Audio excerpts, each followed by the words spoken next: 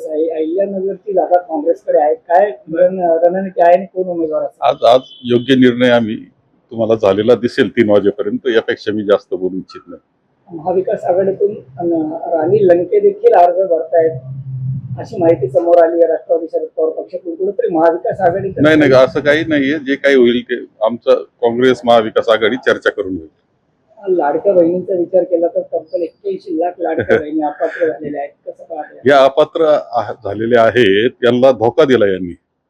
खरं म्हणजे त्यांच्याबरोबर झालेला सरकारी धोका आहे हा. त्यांनी जे मतदान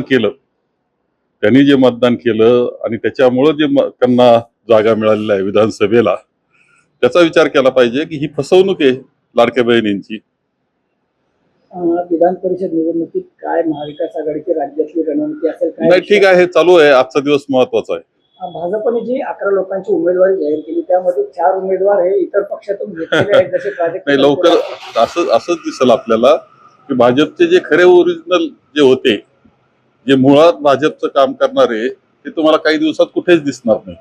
शेवटचा प्रश्न, एकूणच जर पाहिलं तर या सगळ्या घडामोडी पाहता कशा पद्धतीनं या विधान परिषद निवडणुकीत पैशांचं दुर्दैवाच्या काही गोष्टी निश्चितपणे आहेत. एकंदर राजकारणाचा स्तर हा खालावलेला आहे. प्रचंड भ्रष्टाचार चाललेला आहे आणि हे भ्रष्टाचाराचे पैसे आता मतदारांपर्यंत पोहोचवण्याचा जो कार्यक्रम आहे, त्यामुळं आणखी राजकारण कठीण होत चाललं आहे. खऱ्या कार्यकर्त्याची किंमत संपलेली आहे आणि पैशावाल्यांची किंमत वाढलेली आहे. गेली अनेक वर्ष तुम्ही राजकारणात आहात. पक्षनिष्ठा, पक्षावरील ज्या गोष्टी आहेत त्या या राजकारणात कसं पाहता?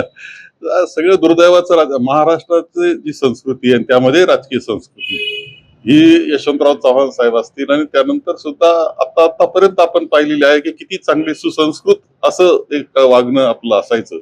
सगळ्याच पातळी घसरली आहे आणि जनता खरं म्हणजे त्याकडे जास्त जाणीवपूर्वक पाहिलं पाहिजे. दुरुस्त करण्याची जबाबदारी शेवटी जनतेची, हेही लक्षात घेतलं पाहिजे. प्राजक्त तनपुरे भाजपात गेले, त्याचा कितपत फटका महाविकास आघाडीला जिल्ह्यात बसू शकतो? ठीक आहे, आता भाजप याच्यातून काय होणार आहे? भाजपमध्ये जात आहेत हे सगळे. माझ्या मते आता नवं नेतृत्व जिल्ह्यात, राज्यात निर्माण होण्याला वाव निर्माण होतो आहे आणि ते होतील ते काँग्रेसच्या माध्यमातून नवं नेतृत्व निर्माण होईल. कारण आता सरळ प्रादेशिक पक्ष संपत चाललेले आपण पाहतो आहोत आणि भाजप आणि काँग्रेस हे दोनच पक्ष देशात राहत आहेत. आपल्याकडे तसंच स्थिती होणार आहे आणि एक दिवस आता लवकरच असा येणार आहे की लोक काँग्रेसला पाठिंबा देणार आहे, काँग्रेसची निवड करणार आहे.